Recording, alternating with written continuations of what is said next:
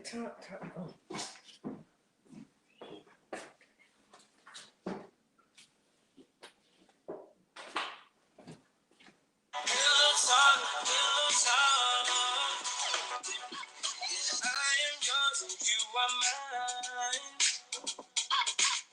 Yeah, baby, that's our line. Yeah. Sharing, caring, loving each other, connected and bound together. Yeah. We do not smother. Hey, I want that. Pillow talk, pillow talk. Pillow talk. Pillow talk, pillow talk.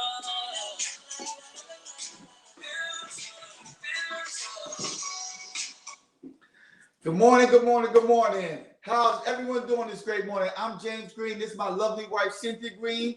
We are America's favorite couple and co-founders of Marriage Built to Last, and we want to welcome you to Breakfast with the Greenes. Good morning, everybody. Good morning. Oh, it's so good to see y'all this morning. Hey, y'all know how we do. What did y'all have for breakfast this morning? I mean, oh my gosh, my husband cooked breakfast and it was so good. But I want to know, what did you have? Do you even eat breakfast? Like, do you eat breakfast? Most important meal of the day. That's what my mother used to say. So post in the feed if you had breakfast today. And if you feel like telling us what you had, share it. Share it out to us. But the other thing we want you to share is share this post out, this video out. There are some people out there, y'all, that is fussing and fighting and carrying on, and we got some news, some information for them that is going to help them today, and it's going to help you. But share, hit the share button, y'all. It doesn't cost y'all anything to share this out, seriously. And, you know, we run into people in the grocery store, at events, family stuff, and they're like, oh, I watch Breakfast with the Greenes all the time. Well, did you share it out? Sharing is caring. Sharing is caring, right? So just hit the share button on the screen and share this out to your friends and family. But you guys, I'm excited about what we're talking about today because, whoo, Lord have mercy. We've been talking to some folks and people fussing and fighting over simple little teeny tiny little things. And we're going to show y'all how to fuss and fight and argue. And it'd be a good thing. Like you're going to, you know, show your spouse how to turn that thing around and make it a good thing. So, hey, get ready, get ready, get ready. Put your seatbelt on. Get your seatbelt on. That's right. So what we're going to do is we're going to help you go from the outhouse to the penthouse, so to speak. Whoa. Okay. You know, because sometimes you're in a darker place or you're in a place where you don't want to be. So we want to help you get to that place where you actually want to be. We want to help you to get to, say, that sweet spot, that place where you're always in line with each other, you're always in tune with each other, you're doing things together, you always understand each other. You know, that communication piece where you're always on the same page. Yes. So you guys, a lot of times we're arguing and we're just not hearing each other. Right. Like you're fussing at me and I don't hear you because your voice is raised, you're animated, you're carrying on, and I have no clue what in the world you are talking about. Right. Or is the times when you're not listening effectively. You're hearing them, but you're not hearing them, so to speak, where you're not understanding what they're saying because you're listening to other things. Maybe you're listening to the raising of the voice. Maybe you're listening to the things that are the negative things that they're saying. You're not listening to what the real issue is on how they got to that place and what they're actually saying to you. When's the last time you had an argument with your mate? When's the last time we had an argument? Probably 14 years ago. No, believe it or not, that is the last time we had a real argument. I believe it was 14 years ago when we first got married. I could say the first year of our marriage, you know, we argued. That's when we had our argument. You know, but once we overcame, and that's what we say, you know, it says you overcome by your testimonies. So we actually had a testimony of how we overcame it. And now we haven't had an argument in, say, in 14 years. You know, and that's the key thing. Now that's only because James became a better listener. When we talk to each other, we talk to understand. We listen effectively. Then we actually repeat back, this is what I'm hearing. Is this what you're actually saying? Or you're saying all around the thing, but you're not saying the actual issue. Can you clarify? Can you clarify? Can you tell me what the real issue is so I can truly understand what you're saying? Then how do you get to that better place? You know, like I always say, there's nothing wrong with saying sorry.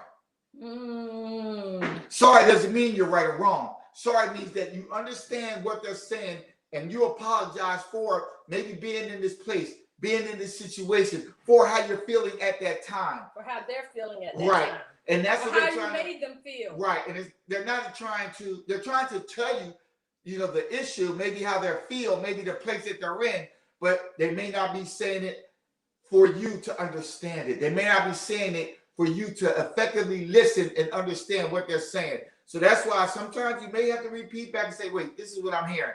Really tell me what is the problem, you know, to help me understand. And there's nothing wrong with repeating back. Can you help me understand what the issue is? Can you help me understand what you're trying to say? Can you help me understand, you know, the issue that we're having so we can get past that? And most people don't do that. So let's give y'all an example of something that you're arguing about where you can do tit for tat and turn that argument around. And that's so I'm coming in the kitchen. I'm like, Dad, why you make such a mess in this kitchen? Oh my gosh, I hate when you cook. Every time you cook, the kitchen is a horrible mess. You need to wash them dishes and clean up this kitchen and get it clean. What would you do in that situation with tit for tat? See, and that's the thing. You say, okay, baby, I'm sorry, but what I was doing was I was cooking for you. I wanted to bring you. Oh, wow. Okay. I wanted to bring you breakfast, say, or dinner in bed. And that's why the kids are a mess. So she came out the bedroom and she saw that it was a mess. And all she didn't focus on what I was cooking or what I was trying to do for her. She just focused on the mess. Okay. So how we fix it? Well, I'm going to tell you how we can fix it. So instead of me fussing about him cooking and making a mess, because that's what he always does, come in the kitchen. You cook? Oh, bacon? Smells good. Pay attention to what's going on. Look at the whole picture of why the kitchen is a mess. And if he's cooking you breakfast, so what? The kitchen is a mess. And you can say after that, you know, baby, I understand, but don't worry. After breakfast, I'll clean it up. Well, that's how he can do the tit for tat. Instead of yelling back at me, he can tell me, okay, baby, I'm sorry the kitchen's a mess. I'm going to clean it up. Or if you know, and so normally in your head, you're thinking in the past, he didn't clean it up. He left it a mess all day. Or you can say, you know what, baby, that's all right. You cook me breakfast. When I'm done, I'm going to clean up the kitchen for you today. So that's what we're talking about today. We're talking about tit for tat, when it can be a good thing. Because a lot of times we know when people say tit for tat, it's usually a negative thing. Yes. It's usually like, okay, well, you didn't do this for me, so I'm not doing this for you. Or you didn't cook for me.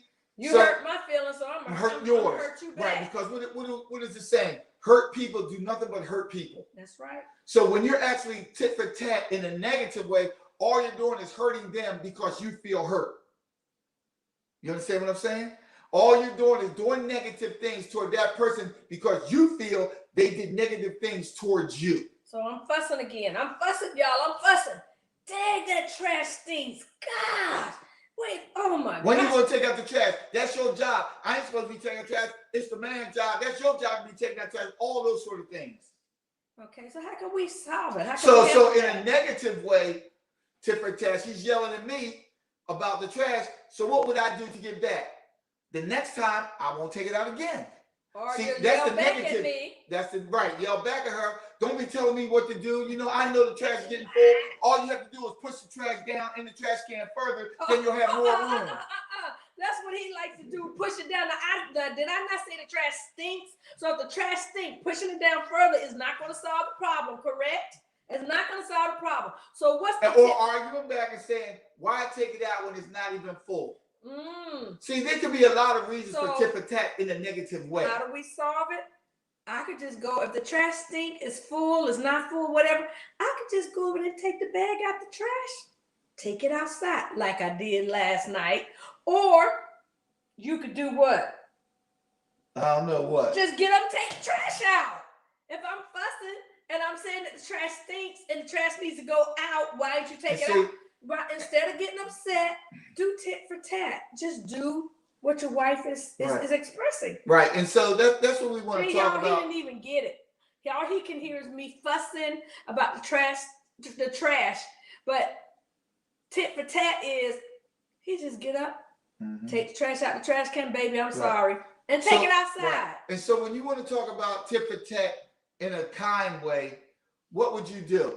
If, say, your wife does something for you, you know, sweet, or you do something for her. For example, if she cooks, what's wrong with you with running her bath? Or if she's working late, why not you maybe start preparing to cook, and when she comes home, she may finish.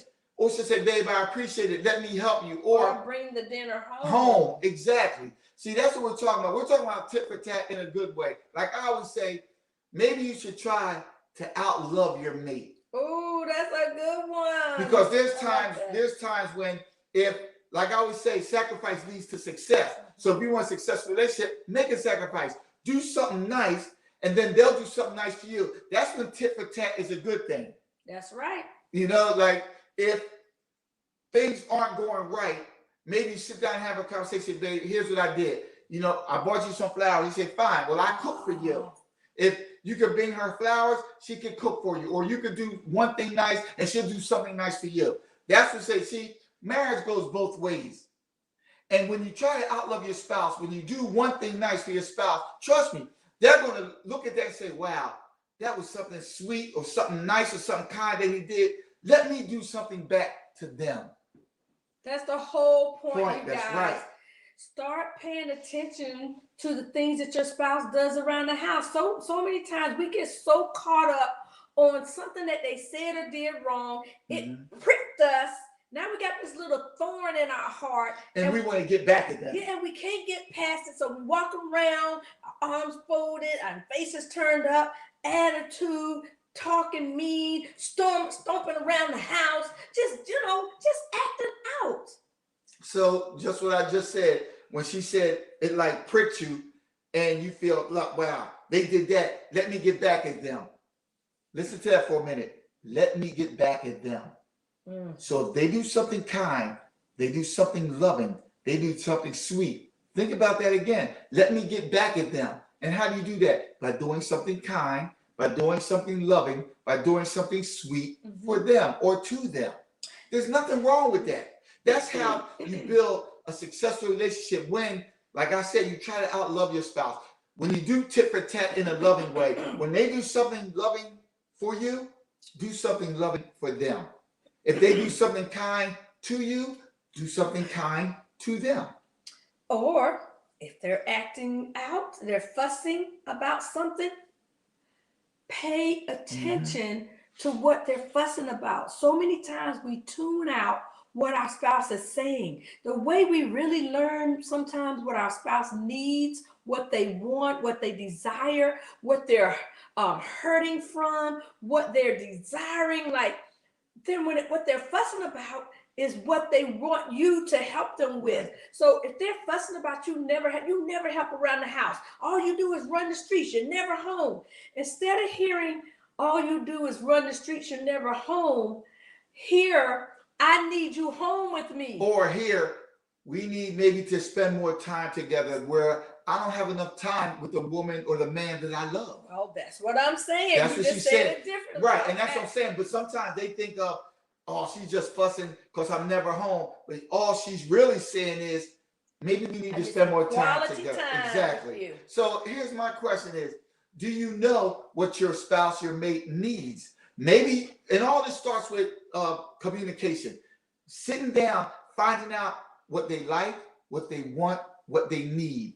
Then if you start giving to them, if you start telling them what you like, what you want, what you need, they'll start telling you what they like, what they want, and what they need. So then what happens? It starts that cycle. You know what they need, you know what they want, you know what they like. Do something that they like. Do something, give them something that they want, give them something that they need. Then they'll turn around and give you something that you like, give you something maybe you want, or something maybe that you need.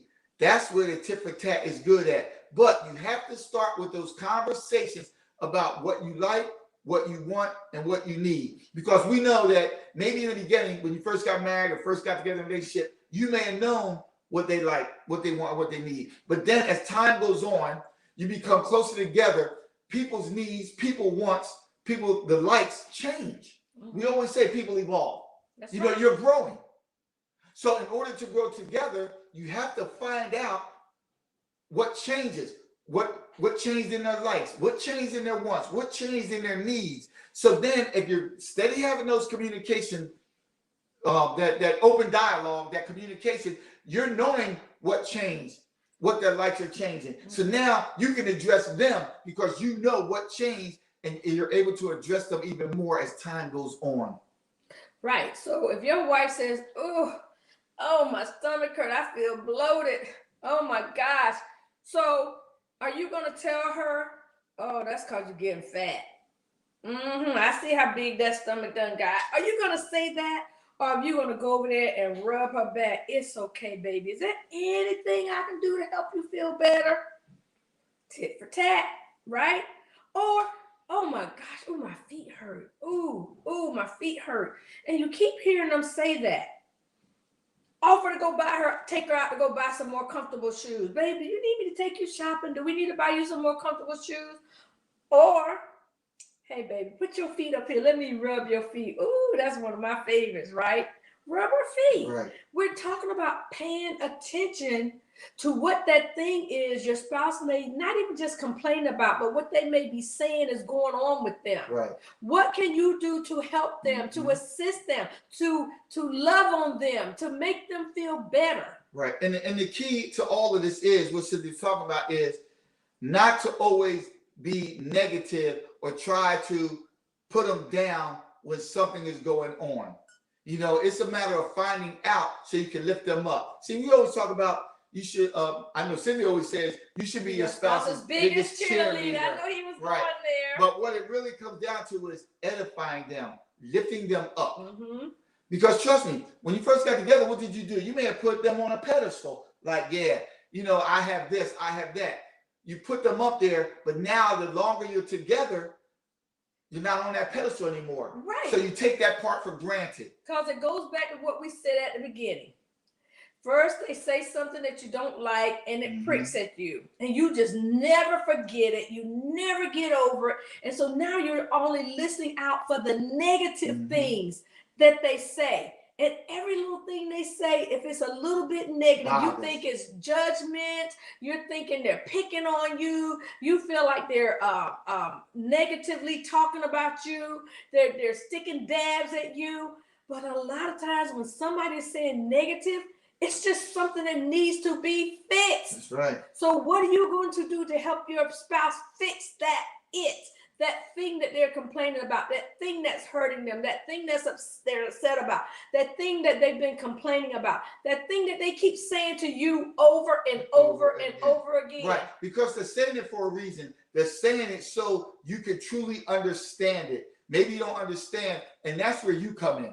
That's where you have to say, baby, I don't understand. What are you actually saying? Baby, what do you actually need? And let me tell you, we're not mind readers. If you need something, you need to tell us exactly what you need so we can understand. And I mean, it goes both ways. If you're saying something and men are most least likely to understand what you're trying to say. They need you to spell it out. Right, because I'm saying, tell us. I mean, you know, and we hear women say that, well, he should know what I want. He should know what I need. We don't. Especially as you get older, especially the longer you're together, some things change. Y'all, I'm sorry, baby, for cutting y'all, but y'all, we as women are usually way more observant than the man. So we know what our husband needs. If we know he needs new t-shirts, we're gonna go buy it. We know he needs some new socks. You tired of wearing them same old socks, or the socks are getting holey or worn out. We're gonna go out and buy it. And you know what's funny about that, babe? Not to cut you off, but a lot of times the women may do the laundry. So they'll see his t-shirts getting holey. They'll see his socks getting holey, and they'll go out and buy it. And then the man like, oh, babe, thanks. How do you know I needed new socks? Come on. I know, right? I know. So what does that say? If she does that, why don't you do something nice? That tit for tat. Go out or try to find out maybe what she needs and maybe what she wants. Or just go buy a new designer bag, right. you know? Or even if you bought flowers, what are these flowers for? Well, I was thinking about you, and you don't even have to say that, well, you bought me some socks because you notice my shots getting holy. No, don't do that. I just figured this would cheer you up. I figured you would enjoy it. See, that's tit for tat, not really saying tit for tat, because if you say it, then your spouse knows, oh, you only did that because I did this, right? The same with when it's negative. Oh, you only didn't pick me up because I forgot to pick you up the last time, or something like that. But if you don't say it and you just do it, that's where the love comes in at. Because now it looks like you're doing it out the kindness of your heart, out the love that you have for each other, and it's not tit for tat, even though you may be doing it tit for tat. And that's where the part comes in at, where you don't even have to say it's tit for tat. Your spouse does something for you, you do something for them. And they'll feel you're doing this out the kindness of your heart, out the love you have for them, and not tit for tat. Now, all you're doing is building that relationship stronger and growing together. And you guys, then you can start making it a habit. Yep. Like when you make it a habit of doing nice things for your spouse, kind things for your spouse, going above and beyond for your spouse, paying attention to what your spouse needs, what they want, what they're talking about. That's how you elevate your marriage. That's how you elevate your relationship. That's how you take it to new levels, because you're paying attention. You know, I think about James always goes to sleep before me, right? Because he gets up way earlier than me, y'all. I'm talking, I'm so glad I don't have to get up that time in the morning. So when he goes to sleep, you know what I do? I turn the TV down as low as I can to where I can just hear it nicely. I turn it down really, really low. Now, I could go in the other room and watch television, but the TV doesn't wake him up at the volume that I put it at. But see, that's tit for tat. Why would I keep the TV up loud knowing he's trying to sleep, right? So I try to look out for him, and I move around the room quietly. And you know what? I didn't really realize this till he was talking about it to a couple that we were coaching one time. When he gets up in the morning, he tippy-toes around the house so he don't wake me up. He don't turn the light on. He'll turn it on in the bathroom. Get dressed in the dark. Yeah, he gets dressed in the dark. But he'll go in the bathroom and turn the light on, but he doesn't turn the light on in our room because he doesn't want to wake me up. But trust me, y'all, I probably wouldn't wake up anyway just because he turned the light on, because I'd be knocked out. But that's doing it out of respect and out of the kindness of my heart, so she can get a good night's sleep. Right. See, and this is all we're talking about, doing things out the kindness of your heart. And it may be tit for tat, but you're doing it out of the love you have for that person, so you can grow together. And that's all we want you to do. We want you to become closer. We want you to grow together. So the first step is find out maybe what's changed. Yep. You know, have a conversation of, do you still like the things that you used to like when we first got together? Do you still want to do, come on. I don't believe couples do. If couples been married 10, 20 years, I don't believe some of the things they used to do when they were dating that they do now. Because you're older. And y'all know what's so cute? Sometimes we go out with our friends, like James and I, we pay attention to couples when we're out, right? And we'll see how a husband just really pays attention to his wife. Like that, like when the waitress comes to order your drinks, right? Oh, he'll have a Coca-Cola. Or she just wants water with no ice. Like they've been paying attention. They know what their spouse likes. They know what they want. You know, you notice them pulling out their chair. Or you notice they open up the car door for their spouse. Like they've been paying attention to their spouse, and they've taken their relationship to another level. Right. You know, we notice those things. We also notice when a couple is out and they're not talking to each other and not paying attention. Right. Right. So we make it a rule. There's no cell phones. Well, we've been doing cell phones a little bit the other day, but no cell phones at the table when you're out on a date. Pay attention to one another. Right. Look at each other. Talk to each other. So James said the first thing was find out what's changed with your spouse. Right. What their likes and dislikes, how they've changed. I was going to say, baby, like you were saying, pay attention. If you're paying attention, you may find out that some of the things they used to do, they don't do anymore. That's right. Then you could actually start that conversation. Babe, I noticed that you don't do this anymore. What happened? You don't like to do this? Or what's different? And he said, oh yeah, I don't like doing that anymore because it may hurt my back, or whatever the case may be. I don't like doing this. So now I do this. Like, oh, there's paying attention. She doesn't like to do this like she used to do. Now she does this. So now I know that she likes to do this instead of that old thing she used to do. All you're doing is, like Cynthia said, paying attention, find out what changed in your mate's routine in their life, or things that they even like now that they maybe didn't like. For example, you may have grown up and you didn't like Brussels sprouts, and you may like them now.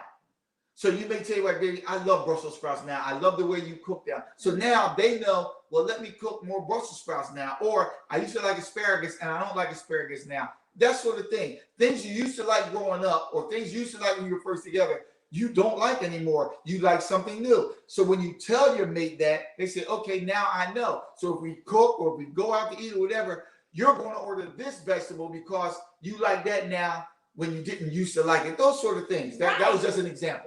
Well, yeah. And so another way you can do tit for tat with your, learn how to do some positive tit for tat for your spouse, is to pay attention to what they're fussing about. If they're fussing about it, that means they want it to change. They want you to, or either they want you to help, they want you to do something differently. So pay attention to what your spouse is fussing about. Right. And then you can do it differently, or you can help them. I mean, I gave them a few examples. Just like if you come in and you don't take your shoes off right away, or you track mud all through the house and they're fussing and fussing, your spouse is fussing. So now, or you take your shoes off and you just leave them there instead of taking them to where they normally are.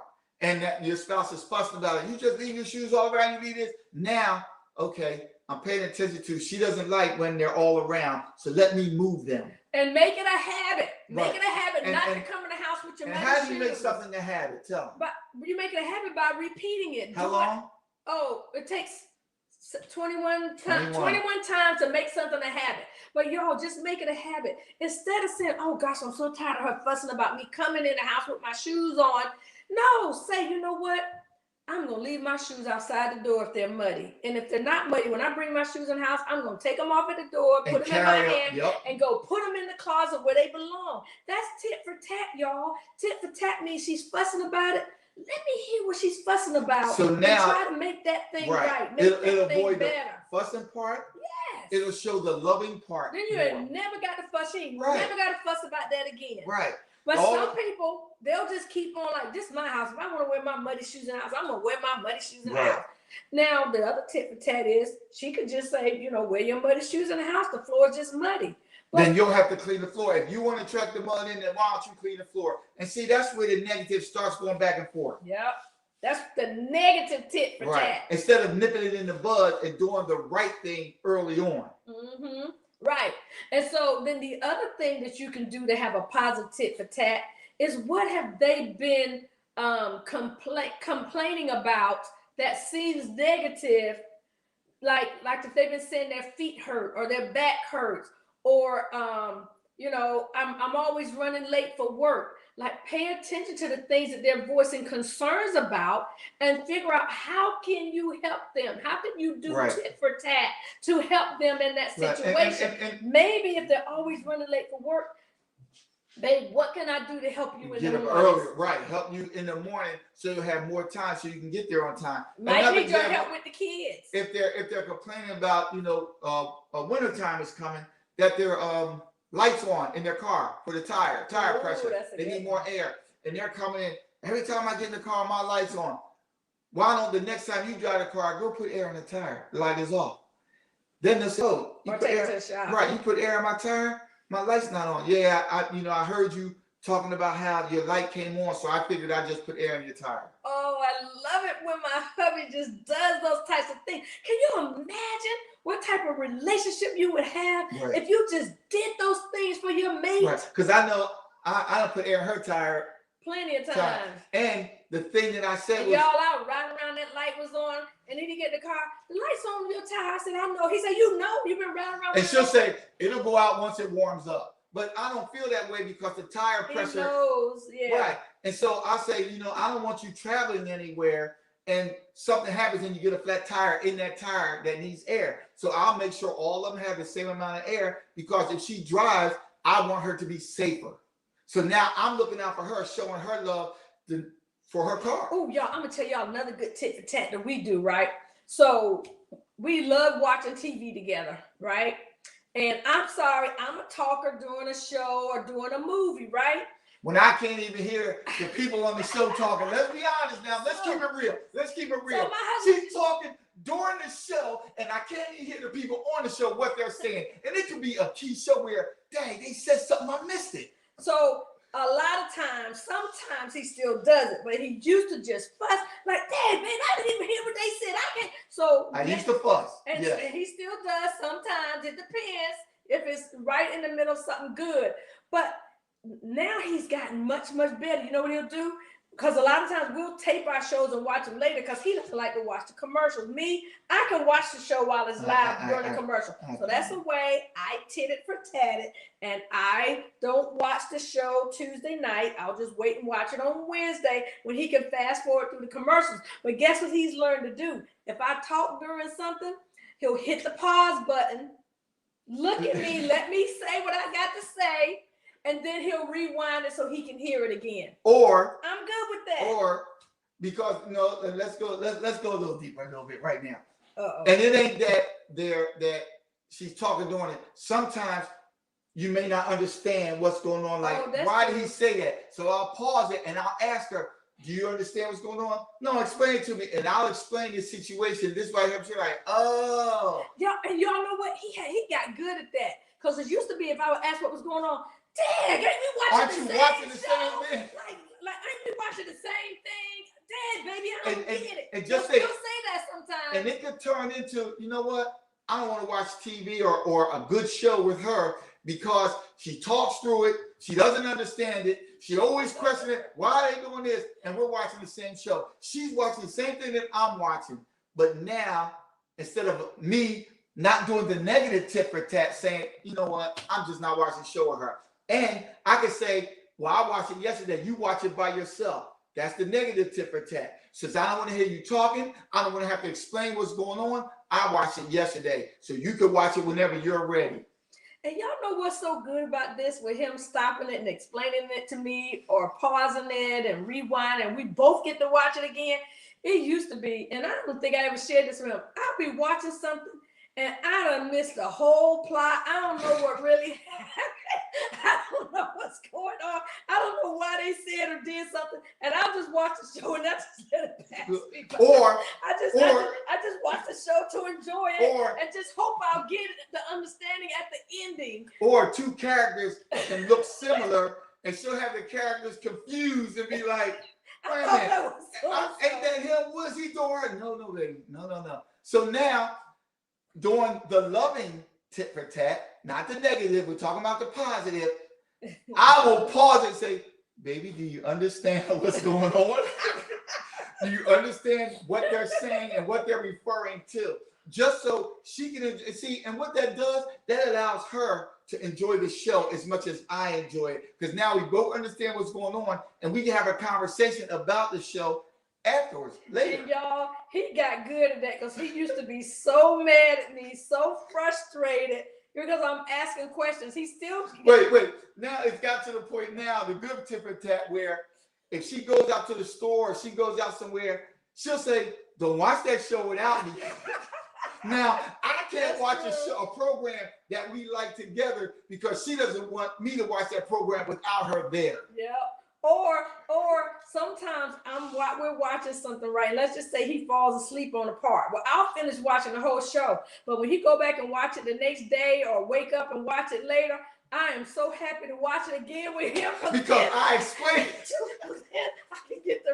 I can really get to see what happened, see what I missed, what I didn't understand. Oh yeah, so I'm good with that. But y'all, you gotta have humor and fun in your relationship. You got to pay attention when your spouse is upset, when they're complaining, when they voice a concern, and when things have changed, when they no longer do something that they used to do. You have to pay attention. So do we have some comments and shout outs? And we can do some shout outs.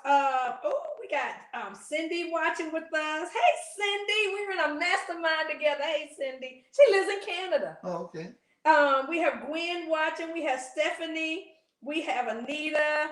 We got a lot of folks. Arthur, Lynette. all the way, she said, all the way to Charlotte, North Carolina, checking in. She's DMV for life. And I even see my homeboy on here, Tony, hey, and my cousin Sylvia. I mean, there's a lot of folks on here. I can't call everybody out, but Justice, hey, Justice.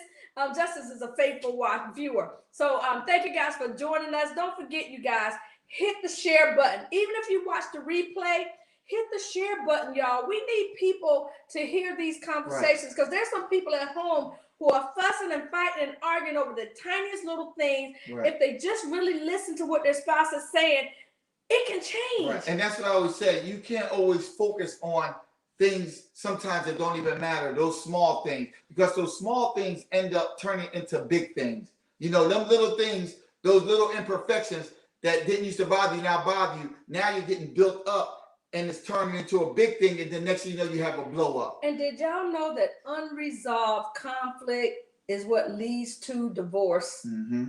People always say it's communication is the number one thing for divorce.